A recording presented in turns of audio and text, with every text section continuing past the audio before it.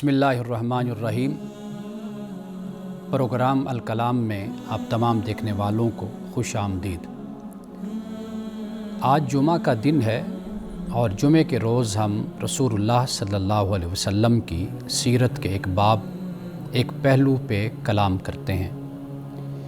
कोशिश हमारी ये होती है कि हम एक ऐसे पहलू पे बात करें कि जिसकी हमें अशद ज़रूरत है और जिस पहलू को हम फरामोश कर चुके हैं और हमारी अमली ज़िंदगी में या हमारी नफ्सियाती और माशरती और इज्तिमाई ज़िंदगी में उस पहलू का कोई रंग नज़र नहीं आता, कोई झलक नज़र नहीं आती।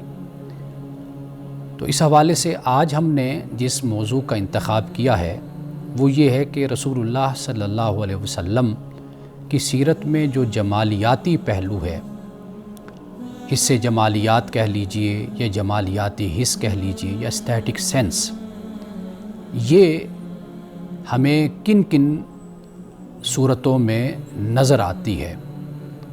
यानी रसूलुल्लाह सल्लल्लाहु अलैहि वसल्लम की शख्सियत, आपका रोज़मर्रा का मामूल, आपका घर, मस्जिद नबवी, इसके अलावा आपका लिबास, आपकी ज़ात अक़दस, आपकी आदात मुबारका, आपका ताम, खाना पीना, दस्तरखान, और इसके अलावा दीगर हवालों से जो एक जमालियाती हिस्से जमालियात है, ये किस तरह हमें उजागर और किस तरह हमें ज़ाहिर होती नज़र आती है।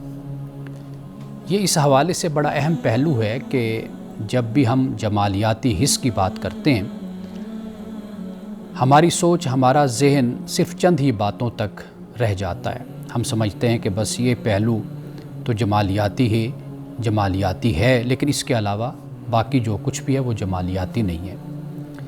तो सबसे पहले तो हमें ये समझना होगा कि जब हम एस्थेटिक सेंस की बात करते हैं तो एस्थेटिक सेंस से मुराद क्या है, इस जमालियाती हिस्स से मुराद क्या है। एक ये बात। फिर उसके बाद हम ये देखते हैं कि अंबिया अलैहिमुस्सलाम की हयात मुबारका में हमें ये कहाँ पर स्टैंड करते हुए खड़ी होती नज़र आती है। और तीसरी बात ये है कि जब हम अल्लाह के कलाम की बात करते हैं, यानी वो अल्लाह का कलाम कुरान मजीद भी है और कुरान मजीद से पहले की कुतुब भी हैं, तो जब हम उनको भी देखते हैं तो हमें अंबिया अलैहिमुस्सलाम की सीरत से इस हवाले से क्या मालूम होता है। तो सबसे पहले तो हम इस बात को समझते हैं कि जब हम जमालियाती हिस्स कहते हैं तो इससे मुराद क्या है। इससे नफ्सियाती हवाले से मुराद ये होता है कि इंसान के एहसासात, जज्बात और इदराक में वो रुझान कि जो ख़ूबसूरती, तरतीब, रंग, आवाज़, तवाज़ुन और इजहार से लज्जत हासिल करने का बाइस बनता है। ये वो इंसान के अंदर जो एहसास है, जो जज्बात हैं और जो इदराक है, ये दर हकीकत वो जो लज्जत हासिल करता है, यानी उसका इत्मीनान होता है, उसकी तस्कीन होती है, तो वो किससे होती है, यानी तरतीब से, एक रंग से, एक आवाज़ से, तवाज़ुन से, इसके इजहार से उसको एक लज्जत और एक सुकून उसको मिलता है। या हम यूँ कह सकते हैं कि ये वो बातनी शऊर है या सलाहियत है कि जिसके ज़रिए इंसान ख़ूबसूरती, तवाज़ुन, हम आहंगी, तनासुब और हुस्न को महसूस करता है, समझता है और फिर उससे लुत्फ़अंदोज़ होता है। तो ये हर इंसान की फ़ितरत में ये शामिल है। अल्लाह सुब्हानहू व तआला के पैगम्बर जब इस दुनिया में आए हैं तो वाज़ेह बात है कि वो लोगों के लिए एक एग्ज़ाम्पलरी करैक्टर रखते हैं, यानी एक एग्ज़ाम्पल होते हैं, एक मिसाल होते हैं। तो ये मिसाल ज़ाहिरी हवाले से भी होती है और बातनी और अखलाकी हवाले से भी होती है। अगर हम अल्लाह के अंबिया और रसूल की बात करें तो हमें ये मालूम होता है कि उनके इस हुस्न की जो असल थी, बेसिक और बुनियाद है, वो अल्लाह की सिफ़त जमील है। जैसे एक हदीस में आता है कि अल्लाह जमीलुन युहिब्बुल जमाल, अल्लाह ख़ूबसूरत है और ख़ूबसूरती को अल्लाह पसंद फरमाता है। तो अंबिया अलैहिमुस्सलाम کے نزدیک حسن کی، بیوٹی کی جو اصل ہے وہ در حقیقت اللہ کی صفت جمیل ہے کہ اللہ خوبصورت ہے اور خوبصورتی کو پسند کرتا ہے۔ اور یہ بات بھی یاد رکھیے کہ جب ہم خوبصورتی کو تقسیم کرتے ہیں، اور یہ انبیاء علیہ السلام نے اپنی تعلیمات سے اور اپنے کردار سے اس تقسیم کو بیان کیا ہے، یعنی ایک ظاہری حسن ہوتا ہے، ایک اخلاقی روحانی حسن ہوتا ہے، یعنی مورل اینڈ اسپرچول بیوٹی، لیکن پھر اسی اخلاقی اور روحانی حسن میں ایک عملی اور وجودی حسن بھی ہوتا ہے۔ رسول اللہ صلی اللہ علیہ وسلم نے یہ فرمایا کہ ان اللہ کتب الاحسان علی کل شیء، کہ اللہ تعالیٰ نے ہر چیز پر احسان کو لازم کر دیا۔ احسان سے مراد ایکسیلنس، یعنی جب خدا جو کام کرتا ہے وہ ایکسیلنس کرتا ہے۔ اس کی تخلیق دیکھ لیجئے، اس کے فیصلے دیکھ لیجئے، اور اس کی تدبیر دیکھ لیجئے، اس میں آپ کو ایکسیلنس، ایک احسان، ایک کاملیت اور ایک تکمیلیت، پرفیکشن اس میں نظر آتی ہے۔ تو اللہ سبحانہ و تعالیٰ یہ فرماتا ہے، رسول اللہ صلی اللہ علیہ وسلم نے فرمایا کہ بے شک اللہ سبحانہ و تعالیٰ نے ہر شے پر احسان کو لازم کر دیا ہے، یعنی انسان بھی اگر عبادت کرتا ہے تو اس میں بھی ایکسیلنس ہونا چاہیے۔ انسان اپنے وجود کو اس کا خیال کرتا ہے تو اس میں بھی ایک احسان ہونا چاہیے۔ احسان سے مراد یہ کہ اپنے آپ کو اچھے طریقے سے صاف ستھرا رکھے۔ اسی طرح کوئی معاملہ بھی ہو، مثال کے طور پر قرآن مجید نے حلال کے ساتھ طیب کا لفظ استعمال کیا۔ یہ طیب کیا ہے؟ یہ وہی خوبصورتی ہے کہ جو آپ اپنے دسترخوان پر سجاتے ہیں۔ یہ وہ خوبصورتی ہے جو آپ اپنی ٹیبل پر، ڈائننگ ٹیبل پہ سجاتے ہیں اور دکھاتے ہیں۔ کھایا تو کسی طرح بھی جاتا ہے، ایک عام سے برتن میں بھی کھا لیتا ہے، گندے برتنوں میں بھی لوگ کھانا کھا لیتے ہیں، اور میلے کچیلے دسترخوان پر بھی بیٹھ کر لوگ کھانا کھا لیتے ہیں، لیکن یہ احسان نہیں ہے۔ اسلام یہ تعلیم دیتا ہے کہ حلال لیکن طیب ہونا چاہیے، یعنی کوشش اس بات کی کرو کہ جتنی تمہاری وسعت اور استطاعت اور طاقت ہے اس کے مطابق اس میں ایکسیلنس لانے کی پوری کوشش کیا کرو۔ تو رسول اللہ صلی اللہ علیہ وسلم نے اس حوالے سے فرمایا کہ جب آپ سے اسلام کے بارے میں سوال ہوا، پھر ایمان کے بارے میں سوال ہوا، پھر احسان کے بارے میں سوال ہوا، رسول اللہ صلی اللہ علیہ وسلم نے فرمایا کہ ان تعبد اللہ کأنک تراہ فإن لم تکن تراہ فإنہ یراک، کہ تم اللہ کی عبادت ایسے کرو کہ تم اللہ کو گویا کہ دیکھ رہے ہو۔ اگر یہ کیفیت تم پر طاری نہیں ہوتی، اس میں تو حقیقت ہے کہ خدا تمہیں دیکھ رہا ہے۔ یہ احسان ہے، یعنی یہ عبادت کا کمال، عبادت کا عروج، عبادت کی کلائمیکس جس کو کہا جاتا ہے، انتہا ہے یہ، کہ انسان اس طریقے سے خدا کی عبادت کرے گویا کہ وہ خدا کو دیکھ رہا ہے، اور دیکھ کر جو یقین ہوتا ہے وہ کسی اور کے دیکھنے سے یقین نہیں ہوتا، جب انسان خود دیکھتا ہے۔ تو یہ رسول اللہ صلی اللہ علیہ وسلم نے فرمایا، اور یہ در حقیقت انبیاء علیہ السلام کی جو جمالیات حس ہے، یہ در حقیقت اسی کا بیان ہو جاتا ہے۔ فطرت میں جمال کا ادراک، یعنی یہ ایک پہلو جو میں نے آپ کے سامنے رکھا کہ عملی وجودی جو جمالیاتی حس ہوتی ہے، یہ پہلو ہوتا ہے، اس میں فطرت بھی آ جاتی ہے، یعنی صرف اپنی ذات نہیں، صرف اسپرچویلٹی نہیں، بلکہ اللہ سبحانہ و تعالیٰ نے ساری کائنات میں بھی ایک حسن کو قائم رکھا ہے۔ اور یاد اس بات کو رکھیے کہ یہ جو جمالیاتی حس کا میں نے ذکر کیا، اس میں توازن، اس میں ترتیب، ہم آہنگی، اس میں ایک رنگ اپنی جگہ پر یہ نظر آتا ہے۔ سن اللہ الذی اتقن کل شیء، قرآن پاک کہتا ہے کہ اللہ تعالیٰ کی جو یہ تخلیق ہے، صنعت ہے، اس میں پرفیکشن پائی جاتی ہے، کمال، حسن اور جمال اس کے اندر موجود ہے۔ تو لہٰذا فطرت میں بھی اگر آپ دیکھتے ہیں تو آپ کو ایک حسن و جمال اور ایک آپ کو کاملیت وہاں پر بھی نظر آتی ہے۔ آخری الفاظ پہ میں اس گفتگو کا اختتام کرتا ہوں، اس کے بعد ہم وقفے کی طرف جائیں گے۔ وہ یہ ہے کہ قرآن مجید کو جب ہم پڑھتے ہیں تو قرآن کے الفاظ نغمگی رکھتے ہیں، اس کا توازن موسیقیت پیدا کرتا ہے، تشبیہات دل پر اثر کرتی ہیں۔ یہ کیا ہے؟ یہ جمالیاتی حس ہی کا ایک اظہار ہے کہ جس سے انسان کو، پڑھنے والے کو، سننے والے کو تسکین ملتی ہے اور سکون ملتا ہے۔ گفتگو کا سلسلہ جاری رکھتے ہیں وقفے کے بعد۔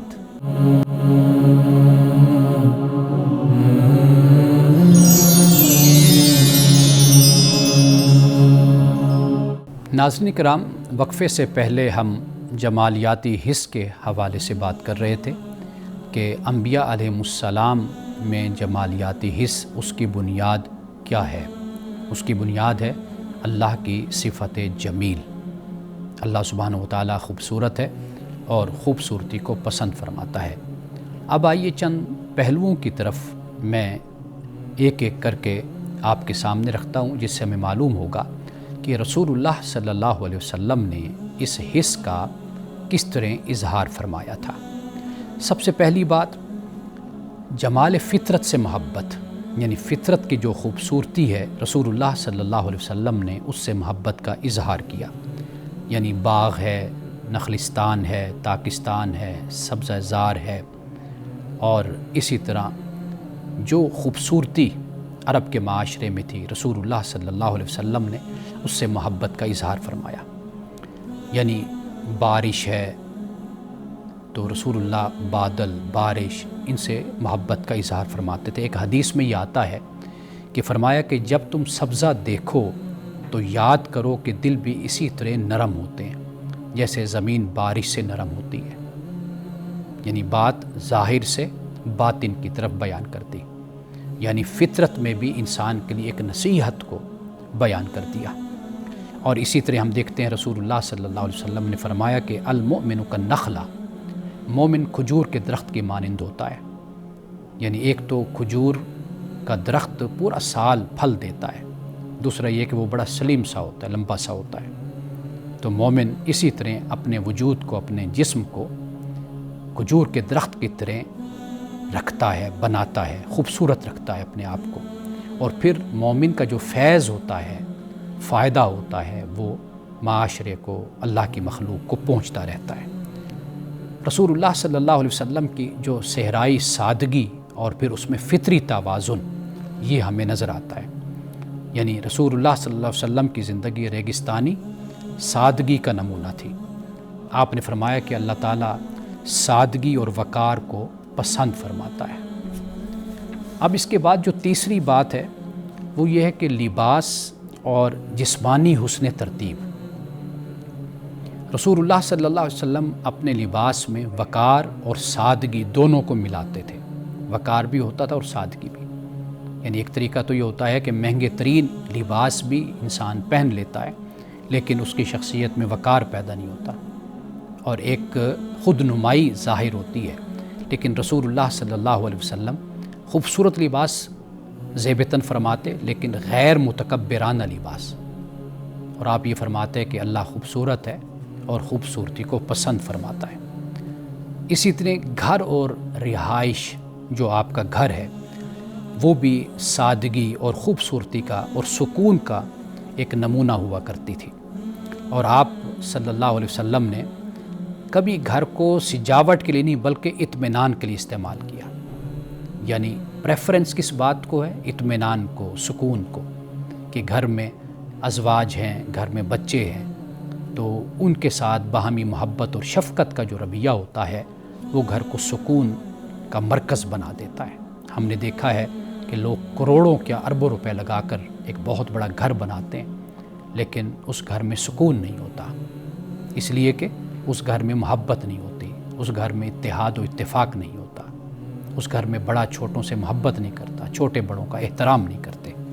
اور اسی طرح مادی آرائش سے بڑھ کر جو چیز ہے وہ روحانی آرائش ہے، روحانی تسکین ہے۔ رسول اللہ صلی اللہ علیہ وسلم نے اس بات کا بھی ہمیں سبق دیا۔ یعنی جمالیاتی حس کو صرف اس پہلو تک نہیں رکھنا چاہیے کہ ہم یہ خیال کریں کہ بس مادیت ہی مادیت ہو تو لہٰذا وہ ہماری جمالیاتی حس کو مکمل کرتی ہے، نہیں، بلکہ مادیت سے ہٹ کر روحانیت بھی انسانی زندگی میں بہت اہمیت رکھتی ہے۔ اسی طرح کھانے پینے میں ایک جمالی توازن، جمالی توازن سے مراد یہ ہے کہ آپ اتنا کم نہ کھائیں کہ بالکل آپ ڈھانچہ بن جائیں ہڈیوں کا، اور اتنا زیادہ نہ کھائیں کہ آپ کا وجود فربا ہو جائے اور بھدا لگے۔ ان دونوں چیزوں سے بچنا چاہیے۔ اسی کو در حقیقت جمالی توازن کہتے ہیں۔ رسول اللہ صلی اللہ علیہ وسلم سادہ مگر پاکیزہ کھانا پسند فرماتے ہیں، مگر کھانے میں توازن، ترتیب اور شکر گزاری یہ ہمیشہ اس کا خیال کرتے ہیں، یعنی توازن، ترتیب اور شکر گزاری کا۔ رسول اللہ صلی اللہ علیہ وسلم کبھی کسی کھانے کو برا نہیں کہتے تھے، اگر پسند ہوتا تو تناول فرما لیتے، ورنہ آپ چھوڑ دیتے۔ یعنی ایسا نہیں ہوتا تھا کہ آپ نعوذ باللہ کسی کھانے پر تبصرہ فرمائیں کہ یہ برا کھانا ہے۔ اور اسی طرح رسول اللہ صلی اللہ علیہ وسلم پانی پینے کے آداب بھی ہمیں بتاتے ہیں، اور اس میں بھی ایک جمالی ترتیب موجود ہے، یعنی پانی 3 سانسوں میں پیا، برتن سے منہ لگا کر نہیں پیا، اور سانس برتن میں نہیں لیا۔ یہ رسول اللہ صلی اللہ علیہ وسلم کا طریقہ تھا، یعنی پینے کا طریقہ ایسے تھا کہ جیسے لوگ بالکل گلاس کو اپنے منہ کے ساتھ بڑے چپکا کر پیتے ہیں پانی، رسول اللہ کا یہ طریقہ نہیں تھا، اور 3 سانسوں میں۔ اسی طرح رسول اللہ صلی اللہ علیہ وسلم یعنی منظر، روشنی اور رنگ اور احساس کا جو شعور ہے وہ بھی ہمیں رسول اللہ صلی اللہ علیہ وسلم کی سیرت سے ملتا ہے۔ آپ نے فرمایا کہ قرآن کو اپنی آوازوں سے مزین کرو، ورتل القرآن ترتیلا، یعنی قرآن پاک کو خوبصورتی سے تم پڑھا کرو۔ اور اس لیے نبی اکرم صلی اللہ علیہ وسلم کو صبح کی روشنی، اذان کی آواز، قرآن کی تلاوت کی خوش آہنگی سے گہرا ذوق تھا، یعنی آپ بڑا پسند فرماتے تھے صبح کی روشنی کو، اذان کی آواز کو۔ حضرت بلال رضی اللہ تعالیٰ عنہ کی یہ ذمہ داری تھی کہ وہ اذان دیتے تھے، اس کے علاوہ اور بھی مؤذن تھے۔ نعوذ باللہ کئی لوگ یہ بیان کرتے ہیں کہ آواز ان کی خوبصورت نہیں تھی، تو ایسا نہیں تھا۔ رسول اللہ صلی اللہ علیہ وسلم نے حسن صوتی کو، خوبصورت آواز کو ہمیشہ پسند فرمایا اور اس کو پریفر کیا۔ حضرت بلال کی آواز بھی خوبصورت تھی، اور اسی طرح رسول اللہ صلی اللہ علیہ وسلم نے عبادت میں بھی اسی طریقے کو آپ نے اختیار کیا۔ فطرت کے جو مناظر ہیں ان سے بھی رسول اللہ صلی اللہ علیہ وسلم نے محبت فرمائی، جیسے میں نے آپ کے سامنے رکھا کہ صبح کی روشنی ہے، اور اسی طرح سورج کا ڈھلنا، اس وقت کا جو ایک ماحول ہوتا ہے وہ رسول اللہ نے اس کو پسند فرمایا۔ اس لیے آپ نے بارش کو رحمت آپ نے قرار دیا، چاند کو نشانی، پرندوں کی پرواز کو تذکرہ رسول اللہ صلی اللہ علیہ وسلم نے فرمایا۔ آپ نے فرمایا کہ بارش برستی ہے تو وہ رحمت ہے، وہ عذاب نہیں ہے۔ اور آخر میں سب سے اہم بات یہ ہے کہ اخلاقی اور روحانی جمال، رسول اللہ صلی اللہ علیہ وسلم نے فرمایا کہ تم میں سب سے بہتر وہ ہے جس کا اخلاق سب سے خوبصورت ہے۔ جو اخلاق میں خوبصورت ہے، فرمایا وہ بہترین شخص ہے۔ تو یہاں جمال کا معیار ظاہری نہیں بلکہ باطنی حسن، یہ رسول اللہ صلی اللہ علیہ وسلم نے قرار دیا۔ قرآن پاک نے رسول اللہ صلی اللہ علیہ وسلم کے جمال کو، آپ کے اخلاق کو، کردار کو یوں سمیٹا، فرمایا وَإِنَّكَ لَعَلَىٰ خُلُقٍ عَظِيمٍ، یعنی کہ اے نبی صلی اللہ علیہ وسلم کے بے شک آپ خلق عظیم پر آپ فائز ہیں۔ تو گویا کہ اگر ہم اس جمالیاتی حس کو، حس جمال کو، اسٹیٹک سینس کو اگر بیان کرنا چاہیں تو 3 الفاظ میں ہم اس کو بیان کر سکتے ہیں۔ ایک توازن ہے، ایک احسان ہے، اور ایک تذکرہ ہے۔ توازن سے مراد ہارمنی ہے، بیلنس ہے، اور احسان سے مراد جیسے میں نے پہلے ذکر کیا ایکسیلنس ہے، اور تذکرہ سے مراد ریممبرنس ہے۔ اللہ سبحانہ و تعالیٰ نے اس کائنات میں ایک توازن پیدا کیا۔ اسی کائنات میں اللہ تعالیٰ نے اپنی صنعت میں، اپنی تخلیق میں یہ ہمیں بتا دیا کہ احسان، ایکسیلنس کا پہلو نظر آتا ہے، اور تذکرہ ریممبرنس، یعنی اگر آپ جمالیاتی حس کی بات کرتے ہیں، فن جمالیات کی بات کرتے ہیں، تو حس جمالیات کی بات کرتے ہیں، تو اس کا جو نقطہ منتہا ہے، کمال ہے، وہ کون ہے؟ وہ رب ذوالجلال کی ذات ہے۔ اس لیے ریممبرنس فرمایا، یعنی تذکرہ۔ آپ جب اس کائنات میں خوبصورتی کو دیکھتے ہیں تو اللہ کا شکر ادا کریں، اللہ کی تعریف کریں کہ وہ خدا کہ جس نے اس کائنات کو اتنا خوبصورت بنایا۔ انسان بھی تو اسی کی تخلیق ہے۔ قرآن پاک نے یہ بیان کیا لقد خلقنا الانسان فی احسن تقویم، کہ ہم نے انسان کو خوبصورت پیرائے میں، خوبصورت ساخت میں ہم نے انسان کو پیدا کیا، ہم نے بنایا۔ یہ الگ بات کہ پھر انسان خود ہی پستی کی طرف چلا جاتا ہے۔ لیکن ہم نے اس کو جسمانی حوالے سے، اس کو روحانی حوالے سے، اس کو اخلاقی حوالے سے، ہر حوالے سے ہم نے اس کو جو رہنمائی مہیا کی ہے، جو ہماری تخلیق ہے وہ خوبصورت تخلیق ہے۔ جو ہم نے راستہ دکھایا وہ راستہ بھی سب سے اچھا راستہ ہے، لیکن انسان پھر اپنی مرضی سے کسی راستے کو چنتا ہے تو وہ اس کی اپنی مرضی ہوتی ہے، یعنی اس پر کوئی جبر نہیں ہے۔ تو یہ ہمیں معلوم ہوتا ہے کہ رسول اللہ صلی اللہ علیہ وسلم کی شخصیت میں، آپ کی ذات میں ناظرین کرام ایک بات بڑی اہم ہے۔ ہم یہ خیال کرتے ہیں کہ اگر ہمارے پاس وسائل ہوں گے، مال اور دولت ہمارے پاس ہوں گے تو پھر ہی ہم اس خوبصورتی کا اظہار کر پائیں گے، اپنے گھر کو خوبصورت بنا پائیں گے، ہم اچھے کپڑے پہنیں گے۔ نہیں، ایسی بات نہیں ہے۔ میں آپ کو ایک مثال چھوٹی سی یہاں پر دیتا ہوں کہ میں نے دیکھا ہے کہ گھر کی خواتین، گھر بہت چھوٹا سا ہوتا ہے، گھر میں اتنا کوئی سامان بھی نہیں ہوتا، لیکن آپ اس گھر میں جب داخل ہوتے ہیں تو آپ کو اس گھر کی خاتون کی سلیقہ مندی نظر آتی ہے، اس کی سمجھداری نظر آتی ہے۔ بے شک گھر چھوٹا سا ہے، بے شک سامان اتنا زیادہ نہیں، لیکن ہر چیز اپنے سلیقے سے اپنی جگہ پر موجود ہوتی ہے، صفائی ستھرائی ہوتی ہے، ہر چیز آپ دیکھتے ہیں تو آپ کا دل خوش ہو جاتا ہے۔ یہ بھی صورت ہے۔ ایک صورت یہ ہوتی ہے کہ آپ بہت بڑے گھر میں جاتے ہیں لیکن آپ دیکھتے ہیں کہ وہاں پر ویرانہ ہے، وہاں پر گندگی ہے، وہاں پر گرد ہے، مٹی ہے، وہاں پر غبار آلود ماحول ہے، لیکن اس گھر میں رہنے والی بھی خاتون ہوتی ہیں، خواتین ہوتی ہیں۔ تو بنیادی طور پر یہ فرق ہے کہ اللہ سبحانہ و تعالیٰ نے آپ کو، مجھے، سب کو ایک ایستھیٹک سینس عطا کی ہے، اور یہ فطری طور پر میں بھی پسند کرتا ہوں، آپ بھی پسند کرتے ہیں۔ تو لہٰذا یہ ضروری نہیں ہوتا کہ میرے پاس یہ سب کچھ ہو تو پھر میں ایسے کر لوں، نہیں، بلکہ آپ جس حیثیت میں اور جس مقام پر ہیں اس پر کوئی خرچ نہیں ہوتا۔ پانی آج بھی میسر ہے، انسان نہا سکتا ہے، نہانے کے لیے صابن کی ضرورت ہے، صابن کوئی اتنا مہنگا نہیں ہوتا۔ آپ اپنے کپڑے، ضروری نہیں ہے کہ مہنگا ترین لباس پہنیں، آپ اپنے لباس کو اجلا رکھ سکتے ہیں، صاف ستھرا رکھ سکتے ہیں، دھو کر پہن سکتے ہیں۔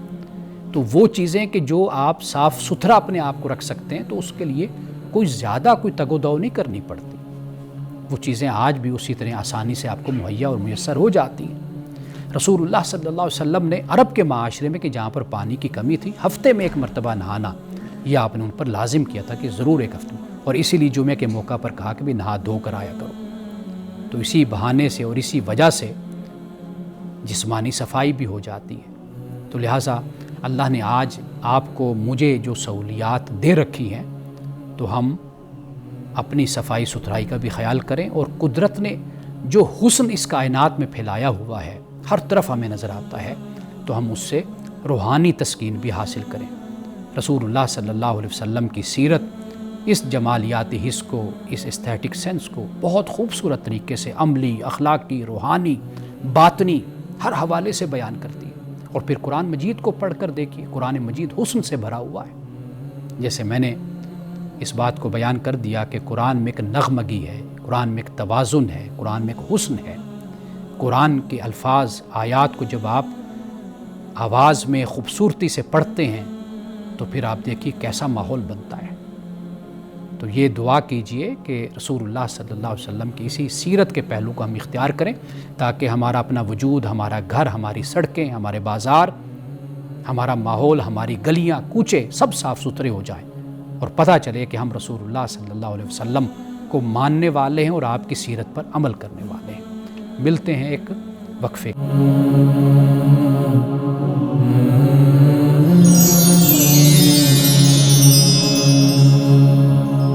وقفے کے بعد دوبارہ حاضر خدمت ہیں، آپ کے چند سوالات ہیں۔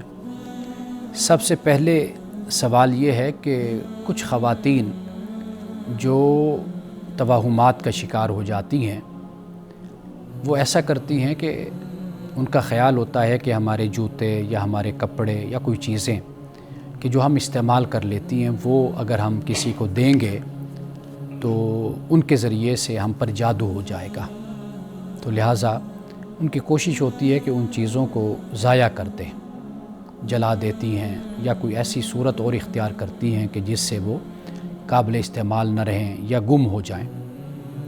تو اس حوالے سے عرض یہ ہے کہ ہمیں تو اس طرح کوئی بات بھی رسول اللہ صلی اللہ علیہ وسلم کی احادیث سے نہیں ملتی، یعنی کوئی بھی موضوع حدیث بھی آپ کہہ لیجئے نا، ایک ہے ضعیف، ایک ہے اس سے بھی نچلا درجہ، بالکل موضوع فیبریکیٹڈ، من گھڑت، وہ بھی اس میں بھی کوئی اشارہ، کوئی ایسی بات ہمیں کہیں پر نہیں ملتی۔ تو لہٰذا یہ جو وہم پالا جاتا ہے اور ایک اللہ کی نعمت کو اور چیز کو ضائع کر دیا جاتا ہے، تو یہ گناہ کا باعث بنتا ہے یہ عمل، اس لیے کہ آپ کی یہ چیزیں جو آپ نے استعمال کی ہیں وہ میک اپ کا سامان بھی ہو سکتا ہے، وہ کپڑے بھی ہو سکتے ہیں، وہ جوتے بھی ہو سکتے ہیں، وہ کوئی اور چیز بھی آپ کی ہو سکتی ہے۔ اب آپ اس کو اس لیے ضائع کر دیں کہ بھئی یہ اس پر جادو ہوگا، حالانکہ یہ صرف ایک وہم سا ہے۔ تو ضائع کرنا اللہ کے دیے ہوئے سے جو مال ہے، دولت ہے، تو اس کا گناہ تو ہے۔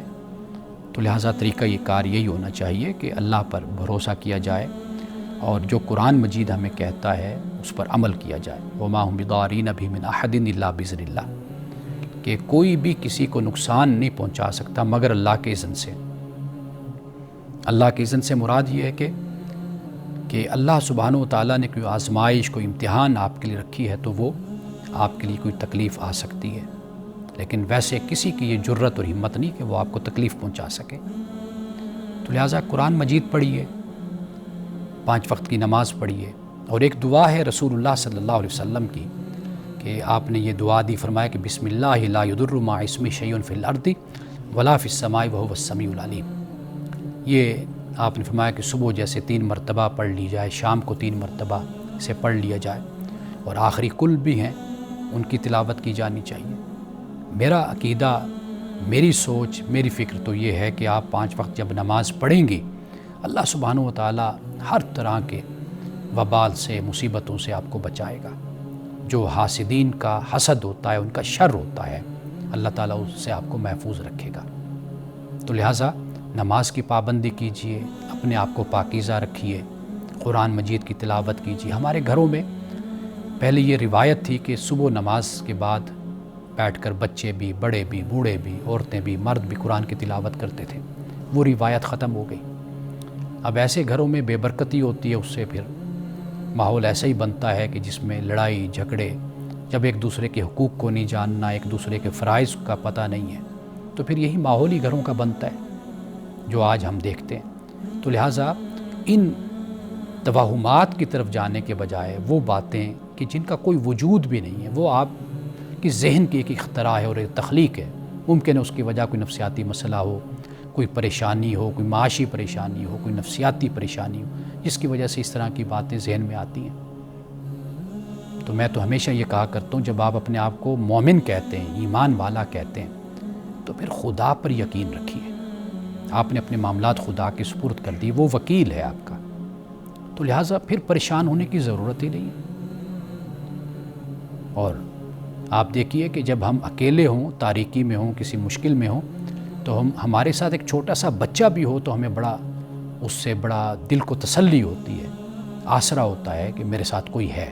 حالانکہ اس بچے نے کیا کر لینا ہے آپ کے ساتھ، کیا آپ کی مدد کرے گا وہ، لیکن ایک دل کو سکون اور آسرا ہوتا ہے، دلاسا ہوتا ہے جب آپ اللہ کو مانتے ہیں، وہ اللہ کہ جو ان اللہ علی کل شیء قدیر ہے، ہر شے پر قادر ہے، جو خالق ہے، مالک ہے، رازق ہے، آپ کو دیکھنے والا ہے، سمیع ہے، بصیر ہے، خبیر ہے، علیم ہے۔ پھر آپ اس کے ہوتے ہوئے توہمات میں مبتلا ہو جاتے ہیں، اس کو مانتے ہوئے توہمات میں مبتلا ہو جاتے ہیں۔ تو یہ بات عجیب سی، مجھے تو بہت عجیب سی یہ بات لگتی ہے کہ ہم مسلمان، مومن، قرآن، خدا سب کو ماننے کے باوجود پھر ہماری یہ حالت کہ ہم چھوٹی چھوٹی باتوں کو اپنے لیے وبال جان بنا لیتے ہیں، اپنے لیے پریشانی کا باعث بنا لیتے ہیں۔ اسی طرح ایک اور سوال ہے میرے پاس، وہ یہ ہے کہ جیسے آپ جانتے ہیں کہ متبنہ جس کو کہا جاتا ہے، ایڈاپٹیڈ سن یا چائلڈ جس کو کہا جاتا ہے، لے پالک۔ اب اس کے بارے میں ایک خاتون، جیسے گھر میں جب بچہ آہستہ آہستہ بڑا ہوتا ہے، اب جس نے ماں بن کر اس کو پالا ہے، واضح بات ہے کہ جب وہ بچہ بالغ ہوگا، بڑا ہوگا، تو کچھ احکام شریعت اس پر نافذ کرتی ہے، کچھ حدود بتاتی ہے۔ تو یہ ایک سوال پوچھا گیا کہ بھئی جب وہ بچہ بالغ بڑا ہو جاتا ہے، گھر میں بالغ بھی ہے، تو اس کے ساتھ پھر کیا اس خاتون کا معاملہ ہوتا ہے کہ جو خاتون نے اس کو ماں بن کر اس کو پالا ہے؟ تو اس حوالے سے یاد رکھیے، ایک تو ہے کہ وہ بچہ بالکل اجنبی ہے، آپ نے آؤٹ آف فیملی لیا، پھر تو وہ آپ کا محرم نہیں ہے۔ اچھا، دوسری صورت یہ بنتی ہے کہ بے شک آؤٹ آف فیملی جب چھوٹا تھا تو آپ نے اس کو دودھ پلایا تھا، تو اب آپ اس کی رضائی ماں بن جاتی ہیں۔ یا پھر یہ ہے کہ آپ نے اپنے بھائی کا، بہن کا بچہ لیا، آپ اس کی خالہ ہیں یا اس کی پھپھو ہیں، تو واضح بات ہے وہ اب آپ کے لیے محرم بن گیا، یعنی ماں کی طرح آپ اس کے لیے ہو گئی۔ تیسری جو صورت ہے وہاں پر مسئلہ پیدا ہوتا ہے، وہ یہ ہے کہ وہ بالغ تو ہے لیکن آپ نے آؤٹ آف فیملی اس کو لیا ہے، تو اب کیا کیا جائے؟ بالغ ہے وہ، تو لہٰذا اب اس پر جو احکام نافذ ہوں گے وہ غیر محرم کے نافذ ہوں گے، تو لہٰذا اب احتیاط کی جائے گی۔ ان دو صورتوں میں آپ ماں جیسی ہیں، تو لہٰذا اختلاط میں، ملنے جلنے میں، ہر حوالے سے وہاں پر تو کوئی مسئلہ، کوئی پرابلم نہیں ہے، لیکن یہاں پر مسئلہ ہے۔ تو لہٰذا جو بالغ بچہ ہے وہ پھر انہی حدود کا پابند ہوگا جو شریعت نے نافذ کی ہے۔ وقفے کے بعد ناظرین کرام ہم کتاب پہ بات کریں گے، اور اس مرتبہ میری ایک نئی کتاب جو 3 دن پہلے شائع ہوئی ہے، میں آج اس کے تعارف کے ساتھ آپ کی خدمت میں حاضر ہوا ہوں۔ ملتے ہیں وقفے کے بعد۔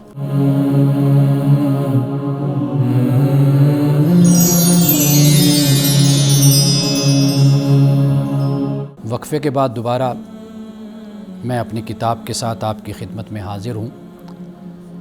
میری کتاب ابھی 3 دن پہلے شائع ہوئی ہے، اور اس کتاب کا نام ہے قرآن اور بائبل، یہ کتاب کا ٹائٹل ہے۔ یہ تقریباً کوئی 3 سے 4 سال کی میری محنت ہے، اور اس میں میں نے کوشش جس بات کی ہے وہ میں آپ کی خدمت میں پیش کر دیتا ہوں۔ میرا مزاج، میری طبیعت یا طبیعت بھی اور تربیت بھی، یہ دونوں مناظرانہ نہیں ہیں، یعنی ایسا انداز میں کبھی اپنی گفتگو میں، اپنی تحریر میں نہیں اختیار کرتا کہ جس سے میں دوسرے کو للکاروں، دعوے کروں، مناظرے کی دعوت دوں، اور دوسرے کو جھوٹا کہوں اور دوسرے پر فتوے لگاؤں۔ یہ میرا مزاج نہیں ہے۔ آپ اسے طبیعت کہہ لیجئے، اسے میری تربیت کہہ لیجئے، کہ ایسے اساتذہ کے پاس بیٹھنے کا شرف حاصل ہوا، سیکھنے کا شرف حاصل ہوا، اور ایسے علماء اہل علم کے پاس بیٹھا رہا میں، تو جہاں سے مجھے یہ سبق ملا اور یہ میں نے سیکھا کہ آپ اپنی بات کو پیش کر دیجئے اور پھر دوسرے پہ چھوڑ دیجئے کہ وہ آپ کی بات پہ کان دھرتا ہے، توجہ کرتا ہے، سوچتا ہے، سمجھتا ہے، تو وہ طریقہ سب سے اچھا ہے، وہ دعوت کا اور تبلیغ کا انداز ہوتا ہے۔ تو میں نے اس کتاب میں جو کچھ بھی پیش کیا ہے وہ تقابل کے انداز میں نہیں ہے، یعنی اس میں مماثلت کا انداز ہے، مطابقت کا انداز ہے۔ یعنی میں نے اس میں یہ پیش کیا ہے کہ قرآن مجید میں نماز کا ذکر ہے، اور اسی طرح نماز ہمیں بائبل میں بھی ملتی ہے، یعنی دعا، اور اسی طرح روزہ ہے۔ قرآن پاک نے خود فرمایا کہ کما کتب علی الذین من قبلکم، جیسے تم سے پہلوں پر فرض کیے کہ واضح بات ہے کہ پہلے کون تھے؟ پہلے یہی الہامی مذاہب کو ماننے والے، یعنی حضرت موسیٰ علیہ السلام میں، حضرت مسیح علیہ السلام میں، حضرت داود ہیں، دیگر پیغمبران خدا ہیں، تو روزے کا تصور وہاں بھی موجود تھا۔ قرآن نے خود نماز کے بارے میں یہ کہا کہ وَكَانَ يَأْمُرُ أَهْلَهُ بِالصَّلَاةِ وَالزَّكَاةِ، کہ اسماعیل نماز کا اپنے گھر والوں کو حکم دیتے تھے، زکوٰۃ کا حکم دیتے تھے۔ انبیاء علیہ السلام فخلف من بعدہم خلف اضاعوا الصلاۃ، قرآن یہ کہتا ہے کہ پیغمبروں کے بعد آنے والے جو تھے ناخلف لوگ، نافرمان، انہوں نے نمازوں کو ضائع کیا۔ تو گویا کہ پیغمبر نمازیں پڑھا کرتے تھے اور بعد والوں نے نمازوں کو ضائع کیا۔ اسی طرح زکوٰۃ کا ذکر بھی ملتا ہے، حج کا بھی ذکر ملتا ہے، یعنی مناسک کا، اور اس کے علاوہ اس میں نے اور مختلف پہلو بیان کیے ہیں کہ جو ہمیں ان کتابوں میں، پہلی جو کتابیں ہیں ان میں بھی وہ احکام موجود ہیں، قرآن مجید نے بھی ان احکام کو بیان کیا، یعنی ایک مماثلت کی صورت میں نے بیان کیا ہے۔ سب سے بہترین طریقہ یہی ہوتا ہے کہ آپ دوسرے کی کتاب کا احترام کرتے ہیں، اور آپ دوسرے کی کتاب میں اگر کوئی غلطی ہو تو آپ اس کی نشاندہی کرتے ہیں، لیکن وہ خوبصورتی کے ساتھ، احترام کے ساتھ۔ اب میں نے اس میں نماز کا، جیسے میں نے آپ کو بتایا کہ اس کا ذکر میں نے کیا ہے، لیکن جہاں پہ میرا پوائنٹ آف ویو، یعنی جو میرا عقیدہ ہے، جو مسلمانوں کا عقیدہ ہے، اس کو میں نے بڑی مضبوطی کے ساتھ بیان کیا ہے۔ یعنی وہ واضح بات ہے کہ اختلاف تو ہے، اور اختلاف کو کبھی ختم نہیں کیا جا سکتا، لیکن اختلاف کو بیان کرنے کا طریقہ ہوتا ہے۔ اب یہ دیکھیے کہ اس میں نے توحید کو بیان کیا ہے، بائبل کے اوراق سے، صفحات سے، اور قرآن مجید سے بھی میں نے توحید کو بیان کیا، اسی طرح رسالت کو بیان کیا، اور اسی طرح معاد یعنی آخرت کو بھی میں نے اس میں بیان کیا۔ اور پھر اس کے علاوہ یہ ہے کہ اس میں عدل اور انصاف جس کو کہتے ہیں، یعنی بائبل میں اس کے حوالے سے کیا تعلیم ہے اور قرآن مجید کی کیا تعلیم ہے، قصاص کے حوالے سے، اور یہ جو نکاح اور طلاق کا تصور ہے، اسے بائبل نے کیسے بیان کیا، قرآن مجید نے اس کو کس انداز سے بیان کیا، اور اسی طرح اس میں جو عصر حاضر کے جو چیلنج ہیں۔ دیکھیے ہم سب انسان ہیں اور اس زمین پر ہم رہتے ہیں، اس میں کوئی شک نہیں ہے کہ اختلاف ایک دوسرے سے ہے اور وہ رہے گا۔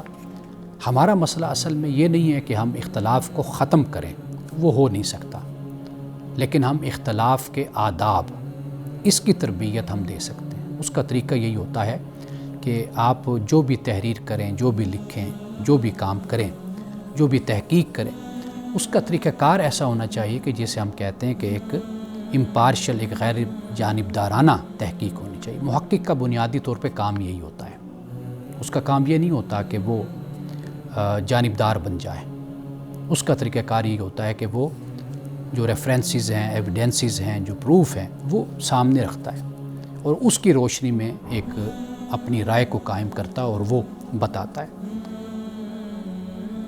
تو میں نے اپنی کتاب میں اسی کا خیال کیا، یعنی مثال کے طور پر آپ دیکھیے قرآن پاک نے انبیاء علیہ السلام کے قصص کو بیان کیا ہے، واقعات کو بیان کیا۔ میں نے اسی چیز کو بائبل سے بھی بیان کیا اور پھر خود قرآن مجید کے ساتھ بھی اس کو میں نے بیان کیا۔ اور سب سے جو بنیادی بات ہے وہ یہ ہے کہ قرآن اور بائبل، یعنی جو فصل دوم ہے 216 صفحے پر، وہ یہ ہے کہ قرآن اور بائبل کی مشترکہ تعلیمات سے عالمی اصلاح یہ کیسے ممکن ہے؟ کیونکہ عالمی سطح پہ آپ دیکھتے ہیں کہ اختلافات سامنے آتے ہیں، الجھاؤ، اور آپس میں اسی بنیاد پر منافرت اس کو پھیلایا جاتا ہے۔ میں نے قرآن اور بائبل کی روشنی میں عالمی امن کا پیغام، عالمی امن کے پیغام کے حوالے سے آیات، قرآن مجید کی بھی آیات اور پھر بائبل کی بھی، عالمی امن اور ایک مثالی دنیا کا تصور جو ہمیں قرآن سے اور بائبل سے ملتا ہے، عدل و انصاف، یعنی الہی معاشرتی نظام کا بنیادی جو پلر اور ستون ہے وہ عدل و انصاف ہے، انسان کی حرمت اور مساوات، محبت اور رحم، صلح و مفاہمت، فلاحی سماجی نظام، ماحولیاتی تحفظ، عصر حاضر کے چیلنج اور الہامی رہنمائی، مذاہب کے درمیان بات چیت اور بین الاقوامی تعاون، مشترکہ روحانی اقدار اور انسانی وقار، انسانیت کی اصلاح کے لیے مشترکہ اقدار کا فروغ، اخلاقی اقدار کا فروغ، سماجی انصاف اور مساوات، معاشرتی ذمہ داری اور فلاحی کام، تعلیم کا کردار، اخلاقی و روحانی ترقی، متنازع معاملات کا حل، قرآن اور بائبل کی رہنمائی، یعنی متنازع جو معاملات ہیں ان کا حل ہمیں قرآن سے اور بائبل سے کیا ملتا ہے، زندگی کے مقصد کا تعین، قرآن اور بائبل ہمیں بتاتے ہیں کہ روحانیت کی تکمیل یہ در حقیقت مقصد ہے انسانی زندگی کا۔ تو ناظرین کرام، قرآن اور بائبل کے حوالے سے بہت کام اسلامی دنیا میں بھی ہوا ہے اور دوسری دنیا میں بھی بڑا کام ہوا ہے، لیکن کوشش اس بات کی میں نے اس میں کی ہے کہ میں کوئی ایسی صورت یعنی پیدا کروں یا ایسا مواد اور ایسی تحقیق سامنے لاؤں کہ جو مماثلت کی صورت میں ہو، اور مذاہب میں جو باہمی ایک چپکلش، ایک نفرت اور ایک دشمنی اور عداوت جس بنیاد پر خون بہا دیا جاتا ہے، اس سے بچاؤ ہو جائے، اور یہ خدا کی جو زمین ہے یہ ایک امن کا، سلامتی کا گہوارہ بن جائیں۔ آخر ہم سب اللہ کی مخلوق ہیں۔ انہی الفاظ کے ساتھ اجازت دیجیے، انشاءاللہ اگلے پروگرام میں دوبارہ آپ سے ملاقات ہوگی۔ السلام علیکم ورحمۃ اللہ وبرکاتہ۔